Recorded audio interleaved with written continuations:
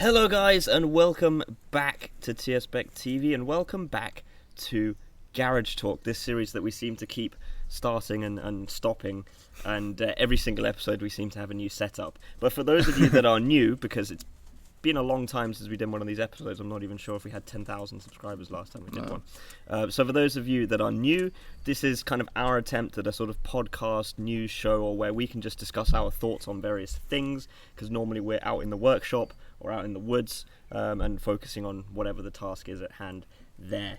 And I've really been wanting to have some kind of podcast type show on the channel, but I've never been quite happy with the setup.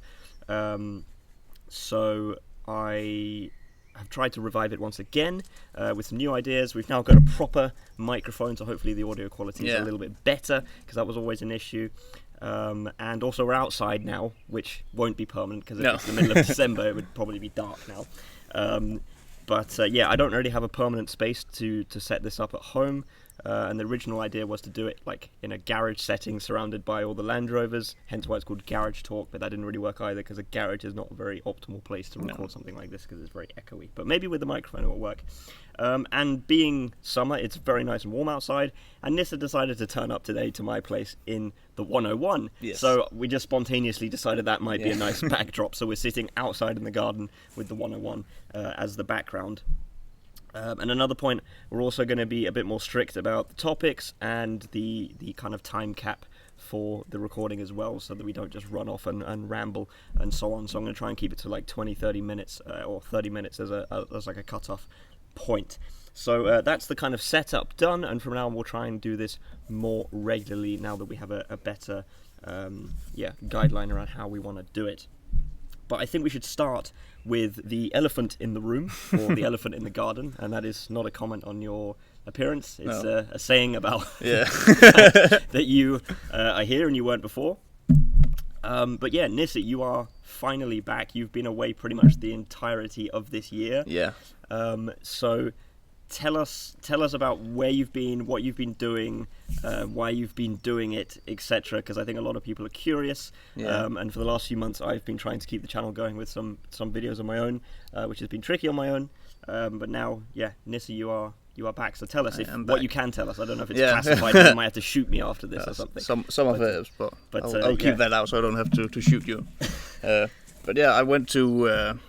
Just in the start of the new year, we got deployed to Estonia, part of the EFP, which stands for the Enhanced Forward Presence group, and we were under a British battle group. We started off being under the the Queen's Royal Hussars, and then they rotated halfway through, so 3 months after, we got to be together with the 1st Fusiliers and do a lot of training with them. But otherwise than that, it was just pretty standard doing, weren't in any danger from enemy fire or anything. It was more the electronical warfare bit of being hacked, and like you have to deliver all your smartphones and not your smartphone, but all your SIM cards, and have to install some programs to make sure you are encrypted all the data you send forwards and backwards for family and friends. But other than that, it was pretty cool. For those who don't know, I'm a infantry fighting vehicle commander, which means that I drive around in a huge tank, sort of looking like thing. But that was quite nice to go to new terrain and also work together with the British, who drive the Warriors around, and do some comparisons between the different forces and do some cooperation out in the field. So that was quite fun. Other than that, we were meant to go home 2 times on leave for about 10-11 days each. I got the first one. That was when we did we did a couple of videos. Yeah, we did, and that was because I'm a 1st platoon. We get to go home first, and after that we were meant to go on a 2nd leave as well, but that got cancelled because of the COVID-19 started to show that we didn't have anything to do. It was just like closed in a base for already isolated. Yeah, we were completely isolated for about 2 or 3 months inside of the base, so we really did feel it. We just read about it in the newspaper. But other than that, I didn't get to go home for that, so I was over there for nearly 4 months in a row. But after that, I got home 2 weeks ago. I got back home. Yeah. And we had 1 week of work where we just have to plug in the vehicles, make sure all our gear's out, and also did a lot of partying because we are now finally able to drink beer. I absolutely love beer. So we did that, and now we are back at the farm. I got 5 weeks off now, where 2 of them here we're going to be spending doing Land Rover stuff, and I got 2 weeks with my girlfriend where I'm not allowed to touch anything that looks like a Land Rover except if I'm driving it. And then we got 1 week more where we're allowed to do a lot of workshop stuff as well. So we've got about 3 weeks in total, doing stuff. But yeah, that's about it. I get to talk some British friends and Estonian as well. So a lot of Land Rovers, the British Wolf Land Rovers that drive around. They were using them over there. Yeah, they're both right and left-hand driver. So we got to see those and found an old one as well, an old abandoned one in a shooting field where it was meant to be a target vehicle to practice on, but it wasn't completely shattered yet. So I managed to salvage some parts, which I showed in another video, a steering box and an instrument panel and some other bits and pieces. That was pretty fun to see that. Other than that, it was a nice trip, but very nice to be back. It was quite an experience to be. We can all imagine. And you even got recognised, right? I did. Someone recognised you as Nisse as from Nisse TV, not Nils Christian from the army. He called me out from the DFAC, the cafeteria, where we were just about to go in and eat. I just went out to the restroom, and just on my way out, it's like, "Oh, aren't you Nisse?" I just like stopped in my dress. Who's asking? But he recognized from Tierspec TV, and he did some. So he brought some surplus army defenders, and then took him back home, and then modified them to be able to go on the civil road, like make them civilian spec back again, and sold them all. That was kind of what he made money for. But I can't remember his name, but he's probably watching right now. But he was a nice bloke. I was that guy and another guy who yelled at me. I had no idea it was me and another guy who was pulling my tank up the road, and he was like yelling at me and waving. I was just like, me or that guy, because it was like buildings on each side. So I didn't know which one we was pointing at, but he might also recognize me because he was standing close to Land Rovers, like the Land Rover garage they had. So I'm thinking he was a mechanic on that. But that was something special to go to a whole other country being deployed and still getting recognized. You go all the way to Estonia and someone recognizes you. So I feel like we're on the right track with TV. I think we are. That level of recognition, that is awesome. So yeah, I mean, now that you're back, obviously we are kind of getting back into the swing of things and making videos more regularly. For the past few months, it's basically been a focus on my Defender 90 and what I've been able to do with that, with the lockdown, with a full-time job, everything else I'm kind of balancing on top of that. But now you're back, we're kind of more into the workshop, fiddling around with other Land Rovers such as the 101. We went out yesterday. That video will already be up now, but we went out yesterday and had some fun with that and took it through the fjord, which we didn't expect to be doing, but that was a good bit of fun. And one of the kind of big things for you now is the creeper, obviously. And your plan was always, once you got back from this deployment, once that was over and done with, that you could put more focus into that now that you got this break. So maybe could you just give like a small update on that, and in terms of, I mean, we can do another update where we actually look at some of the parts down on the farm, but maybe just say what you wanted to do, what you can actually do, and how it's all going. For now. But when you get locked in an army base for 4 months and you haven't touched a car for 4 months, like your own Land Rover, you just start to imagine and find parts on the internet and go searching. So I've got the whole idea and plan inside my head, and some of it is also on a piece of paper. Also, that I got ordered loads of parts for it. I decided to scrap the idea of the original Nissan GTR gearbox or the R32 gearbox because it was too big. It can't fit into an 88 frame.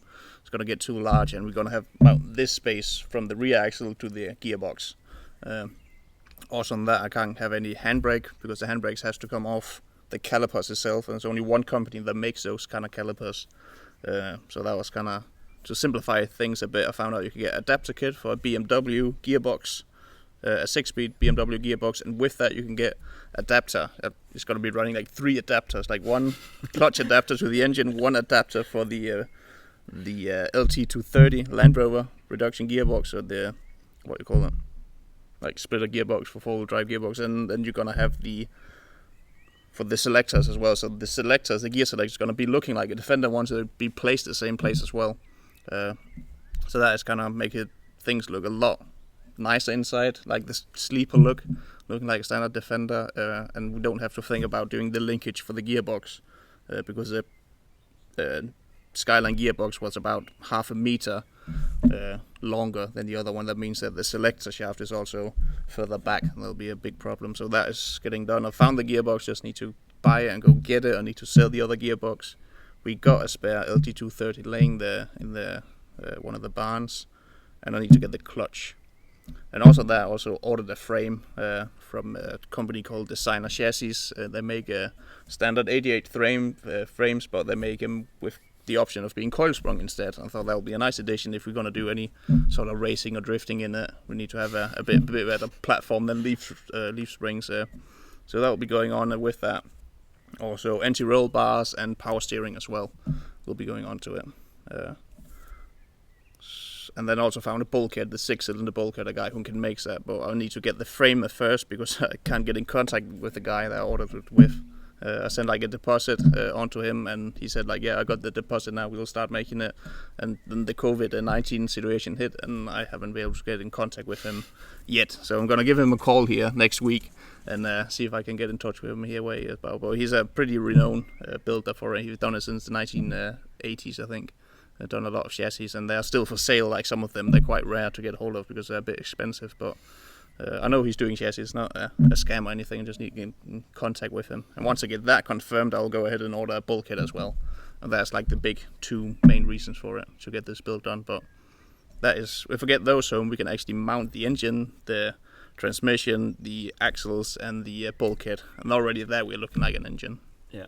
I think it will be so exciting once we actually get to the point where we can start putting things together and we have what kind of resembles a car or a project car. Yeah, just a rolling chassis, that would be awesome to have. Yeah, exactly. The engine in it. Because obviously we haven't made a whole lot of progress recently, and that's just, time, money, and all of those things that a project car needs a lot of. Yeah. So I think now, hopefully, that you have a bit of time and money after your deployment, we can start putting it together. Exactly. And once we have even just that base to build upon, I think there'll be a bit more faith in the project. Yeah, actually see something instead of the just outside parts. world. Yeah, exactly. So because we do have bits, we've got the engine and things and lying axles around. and all that. So it's just a matter of kind of putting it together. We don't have anything to kind of mount them on yet. It will come. It's on the way, hopefully. So you can look forward to that. But anyway, that was the sort of TSPEC TV segment of this. And now we want to go into the more car news side of things, because while you were away, Nisse, you picked a hell of a time to go away, and with COVID, and now with COVID, and then in terms of this kind of industry, so I feel like so much has happened in the last few months. We had the launch of the new Defender. I missed that. You missed the launch of the new Defender and all of the conversation around that. Literally, you haven't really missed it because it just happened, but like 2 days ago or something, the Ford Bronco was revealed, the new revived Ford Bronco. And then also a couple of weeks back, the Ineos Grenadier, as controversial as it is. I have some rather strong thoughts on that, but we'll get into that. We'll start off with the Ford Bronco, because that, I think we all kind of agree how we feel about it. So basically, Ford have revived the Bronco name, much like Defender, much like G-Wagon, etc. It's one of those classic 4x4 names that's been around since, the 50s, 60s, something like that, I think. Really old. I'm not familiar with American cars too much, but it's been around for a long, long time. And there were other generations of the Bronco, but the new one is a revival of the original, effectively. It's kind of meant to look like the original Bronco. It's not a complete redesign, whereas the Land Rover, they did inspire the new Defender from the old one, but they've obviously kind of looked more forwards than backwards. Modernized a bit. Yeah, whereas the Ford Bronco is very much still playing on the style of the old one, I think. But I think it's so cool, and I think they've done it in such a cool way. And I love the way it looks, actually, and I think it's almost like too good to be true. When you see the pictures of it, it looks like renders. Yeah, it's like a render picture, or it's still a concept or something like that. But it has caused a bit of a stir, I think, in this off-road community. And as far as I know, there's already a very long waiting list for the reservations on this. And obviously a lot of discussion in the Land Rover world, because it kind of compares to the Defender. I think this is maybe a bit more... like rugged, not rugged, not agriculture. Yeah, like simple. I think than work perhaps the new related Defender. a bit more, yeah. It's a bit more boxy. It's a bit more, and perhaps that's what some people want. I think it's on a ladder frame chassis. It's not like the unibody thing that the Defender has. I think. Yeah. You know, I don't know. know. We haven't researched this brilliantly. But yeah, it will come in 2 sizes. Again, like the Defender, you have a sort of long wheelbase and short wheelbase. So there's a 2-door and 4-door versions. And you were just looking at the prices, and the prices are insane. Yeah. As in insanely cheap. Insanely cheap. They were like to what you get. Starting at basically $26,000 going up to, I think it was 38 for the first edition, which was the most expensive one, but they're already gone. It was 2 days ago they launched that. I mean, that's also US, bearing in mind. And as far as I know, it's not coming to the UK or Europe, sadly. So those prices are for the US, where cars tend to be a bit cheaper anyway. Particularly when you're paying for an American car that's built in America, it's going to be a bit cheaper, I guess. But yeah, it's meant to take on the Jeep Wrangler. It looks awesome. It comes with a whole host of accessories from the factory. It comes with you can get from the factory 35-inch tires with beadlock rims. I mean, that's pretty cool. I don't know any other car company that does that. Unless you buy like one of these Mercedes 6x6 or something, which is like a limited edition thing anyway. This is like a standard production car that you can get 35-inch tires on. That I think is so cool. And there's over 200 accessories you can get from the factory. Things like light bars. You can get doors with holes in, which look a bit weird, but I think the whole purpose of that is just so you can look at the terrain and make sure you don't crash into a rock or a tree stump or something like that. And then, I won't go into details about engines and stuff because we're not going to be buying it over here. But it's more about how this compares to the new Defender, because it raises a really interesting point, I think. And I am very much pro new Defender. I have driven it briefly, and we will be doing some more in-depth videos on it at some point. My drive that I went and did with it was without any filming or anything. It was just a test drive. But you haven't driven it yet. I haven't, no. Only seen it. And we haven't spoken about this so much. So I'm really curious, what are your thoughts on the Bronco versus Defender? I mean, bearing in mind that they're not actually competing because, well, they are in the US, I suppose, but they're not competing over here. No. But in terms of, let's say, the direction that Land Rover's gone with the Defender and Ford with the Bronco. I think the first signs I saw it on the Facebook forums and stuff where people just absolutely praise the Bronco for the Americans doing the right thing compared to the old Defender and the new Defender, where the Bronco looks a lot more like the old one. But I think the new Defender has many more features. And also, as we say, normally joking about the Defender, we got one staying right there, but it's pretty much the brick. You know, you're like driving a fridge at the highway of 120 kilometers per hour. Like, it's not going to do anything. It's no good. So you need change to make it better, more fuel economical, and so on. And we still got the Defender laying around. Like, you could buy one and restore it if you want to, but we need to move on. Like, the Defender needs to move on as well. We can't keep building those bricks around. Although that is what a Defender looks like, and we just have to now figure out that the new Defender looks like this now. Because I really like the interior. It's still got some of the Defender vibe, and also the door, as you spoke about, like closing the door's got that clunk to it. So I'm really positive about the new one, but still I haven't seen the Bronco inside, but I like the looks of it. They're really taking the old Bronco and just modernized it with LED lights and all that sort of thing. But I need to see how it drives before I can say more about it for the two. Yeah, and I love what they've done with the Bronco. I know a lot of people compare it to the Defender, but for me, my stance is kind of that they can coexist. It's not like, this is what Land Rover should have done. It's like, well, it's not what they did, and this is what the Defender is now. And it's like, they can both exist, or, if you have enough money, you could buy both even. Yeah. It's not like one has to be better than the other, necessarily. And like I said, I'm very much pro Defender, but we'll get into the full kind of thoughts about it when we actually get it on camera. Yeah.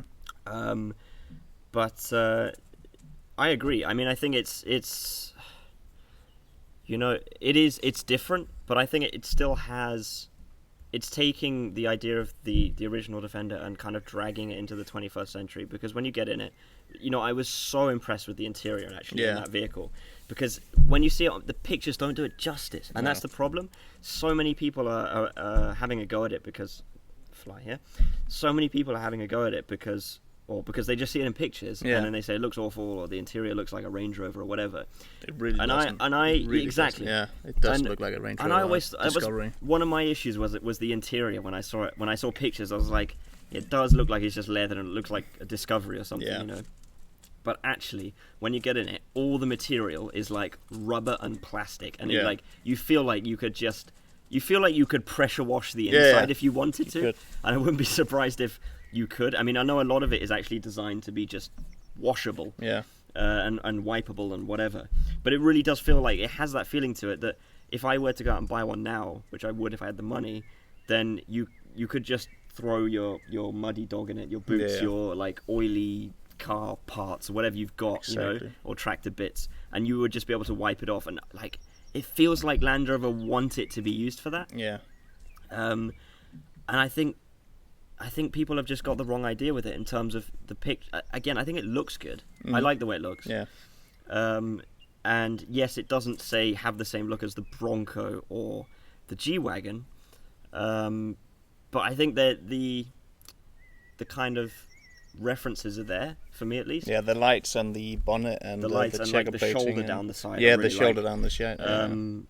There's a couple of bits I don't like, but I feel like they've tried to pay tribute to it. Without making it look like a brick. Yeah, without making it look like a brick, because. Yeah, I mean, I don't want to go too far into this because some of this will come into the review effectively. We'll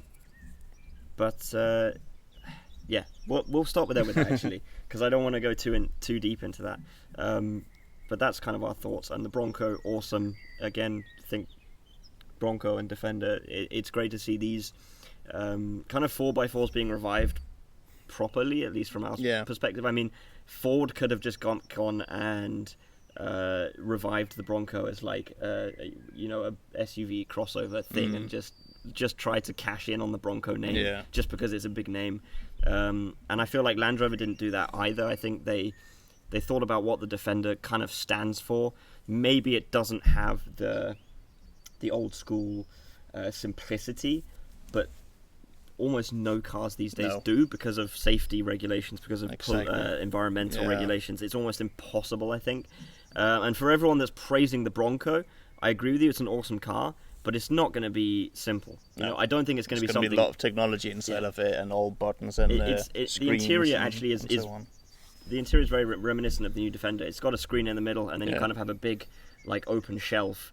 But they've tried to keep it simple, obviously. But the thing is, like, if a lot of your controls are in that screen, then if that breaks, then you know, then it breaks. Yeah, exactly. And again, with the engine, you know, there's things that could go wrong in there, and if they go wrong, then I don't think you're going to be able to fix them out in the middle of the forest. Like if we take this out and you just hit it and it works. Yeah, exactly. So for everyone that's saying it's awesome, it's not going to be simple, I don't think.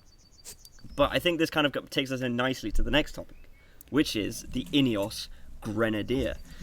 New contender. Another new contender in this 4x4 market, which seems to be booming at the moment in terms of old school and simple 4x4s. And it's the story behind the Ineos is that British billionaire Jim Radcliffe, I think his name is, who has made his money in the chemical industry or something like that, or gas industry, I'm not quite sure. But he's a big Land Rover enthusiast, and was when Land Rover announced that the old Defender was going to enter production, he disagreed with the decision, and said that he was going to try and revive it in his own way. Originally, he tried to buy the tooling and the kind of designs and everything for the original Defender, so he could just start rebuilding exactly the same vehicle again in his own factory with his own money. But Land Rover wouldn't let him do that.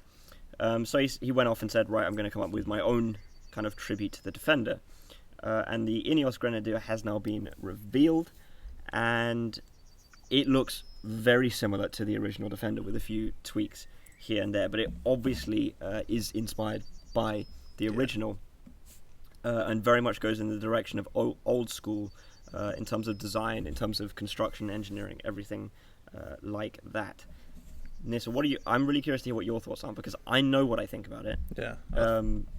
But I think it's really cool. It's going to look a bit different in this modern day that we now have, but I'm really curious to see what's inside, what the engine and performance but I think really it's just a normal drivetrain, maybe just ABS and traction control. That's it. Like no terrain response system or anything inside. It's really low key from what I read. I know what his streams are about it, but I kind of like it. I really want to see what's like to drive and what it looks like, and just compare it to a Defender straight up. But yeah, kind of hard to say. I haven't only seen pictures of it, a couple of videos. That's it. I haven't seen anything more than that. Yeah, and as far as I know, the reason behind that is because it actually doesn't exist yet. Everything that's been shown is just kind of renderings, and it wasn't meant to go into. It's not meant to go into production until 2022, I think. But so for a car manufacturer to reveal a car this early is quite unusual. Yeah. Normally it would be much closer to the reveal. Like the new Defender was revealed back in September, and it's just kind of hitting the roads now. Whereas with the Ineos, it's kind of a couple years off. But my problem with the Ineos Grenadier is that it's. I don't have an issue with a bloke going off with his own money, starting his own company, making his own vehicle. You know, anyone can do that. That's freedom. That's the world we live in. My issue is the fact that it feels like a copy of the Defender, and they could have gone off and done something new, done something a bit more interesting. But I feel like he's very much trying to play off the heritage of the Defender and almost kind of claim it as his own. I mean, whether you like the new Defender or not, at the end of the day, it's a Land Rover with a Land Rover badge. I know there's so many trolls out there who will say it's not a Defender, it's a Pretender or whatever. But at the end of the day, it has a Land Rover badge on it, and it's been built by the company that built the Series 1 and built this. Yeah. Whereas the Ineos has no heritage, has no history, and it feels like a rip-off. It feels like it's trying to capitalize on this hype, not hype, but this... like the loss of the Defender. They're gonna make Defender, and like digging it up again. And it's kind of like just leave it buried. And it for me, it doesn't feel right. It feels actually borderline plagiarism. Like it's just outright copying. And I know actually, weirdly, Land Rover did take him to court and tried to sue him for this. Yeah. And they claimed I think the ruling was that the Defender was not. What's it called? What's the word? It's not unique enough. No. Basically, because it's a box. Yeah. You know, it's not like some sports car which can have a very unique standout look. The Defender it's a box, and you know, if you don't know cars, you know, you would just go, oh, it's a Jeep. Yeah. That's the problem. Exactly, That's the problem with it. So Land Rover lost that, hence why this is being made. But. Yeah, I'm actually tempted to do like a full video on my thoughts, similar to how I did with the new Defender when that came out. Yeah. Because I have a lot of thoughts on it, a lot of information, but it really just bugs me that people are saying that this will be the new Defender, that this is going to be simpler and everything, because it just won't. Like the Bronco, I think it's going to look like the Defender, but on the inside, it's going to have safety features. It's going to have meet emissions rules, and they've already said it's going to have screens and things on the inside. So I don't really see how it differs from the old Defender. No. Not old Defender, new Defender. But also in that respect. But also the old Defender. And the thing is, the rumours are saying that the price is starting price is like sort of 45, 50 grand, which is a lot. Yeah. Because you can now get the new Defender, the real Defender, for about 45 grand, I think, starting price. But you can also get the commercial version, which starts at around 35,000. You can get a hardtop, whatever. And if you really wanted a simple Defender, then you would get the base version anyway, in which case it's not going to cost you £90,000 or something. But what was I going to say? But here's my point, that if you know, why would you go and spend £50,000? Let's say it costs that £50,000 on this Ineos Grenadier, or even £30,000 if it's going to cost that. Yeah. Why would you go spend that if you already either have an original Defender or you want an original Defender? You would just go buy one, surely, because for 30 grand you can get one that is basically new. There are still examples out there that are with delivery mileage or basically new. Yeah. And there's a huge aftermarket out there with parts, spares, whatever. Whereas you have the Ineos, which is untested. There's no accessories for anything like this, spares.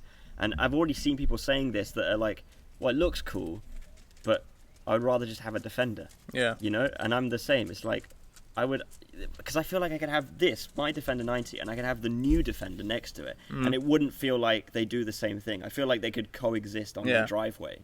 Whereas if I had this and an Ineos, it's like I would just use the old Defender because it's the Defender. It's the one with the history, the heritage, the icon. Whereas the Ineos, it just feels like it's trying to steal that spotlight. Yeah. So what are your thoughts on that? I kind of see where you're going at it as well, but I think what is his name? The owner of it? Jim Radcliffe. I think he thought about the old Defender, and then he made a list and say, I want this to be better. I want this on my Defender, like my own special one I'm gonna make. We have just lost the mic's still recording. We just lost the camera, so this will just carry on while I fix the camera. But I think that he made a list and saying, I want this to be better, and then he went ahead and actually made his own company because he got the money for it. And that way I'm quite intrigued and want to see what it's going to be like. Does it have all the features that we're missing on the Defender right now? But I think it's too early to start saying, like, it could be completely different. It could be a gearbox you can't service. It could be an engine you have no idea how it works because it's so complicated. Could be axles that you could only buy from them and so on. But I think I need to see it first, need to hear about it, and maybe even get a drive in it to say a bit more from it. But I kind of see what your standpoint is on the history of it, trying to copy it and pretty much digging up the Defender legacy and saying, here, this new car I've made is even better than the old Defender, come buy this. But I still think I really want to see what it can do, both off-road wise and how easy it is to service and what the underside of it looks like. But because I think he tried to make the Defender better. He had that one, like yours, a 90 Defender, and said, I want this in mine. And then he pretty much just went ahead and built his own. Yeah, I see what you're saying. I think it's kind of like trying to customize your own. What he's saying, it's kind of his imagining of the new Defender. Yeah. What he thinks it should be like. My issue is just that it's nothing new. It's like I said, if you had the original Defender, why would you swap it for an Ineos? I just don't really see the crossover for me. We don't know that yet because we haven't driven the other one, the Ineos. No, that's totally fair. You know, I am not gonna say it's a terrible car until we've driven it. Of course, I'm just saying that's just my feeling on the principle of where it kind of originated from. Yeah. That's all I'm saying. Yeah, the history of it. But I think that's almost a video in itself. So either myself or both of us, I think actually we should kind of come up with a video around this because I think it's a really interesting topic, and I think a lot of you are curious about our thoughts on it. I know we've had a couple of messages asking that already. We are actually at the time cap now, a little bit over, so we will end that there, and we can always continue this conversation into the next episode if people want that. Yeah, but or in the comments. Let us know what you think. Let us know also what you think of the format, whether you want to see more of these kind of episodes as well. And of course, if this is not your kind of thing, we'll be back. Well, if it's not kind of your kind of thing, you probably switched off already. Yeah, I guess. But if you are still watching, then we will be back to doing silly Land Rover things in the next video. No doubt. This is just something, an addition to what we're already doing, effectively, just a little bit different. Anyway, thank you so much for watching or listening, guys, and we will see you in the next video.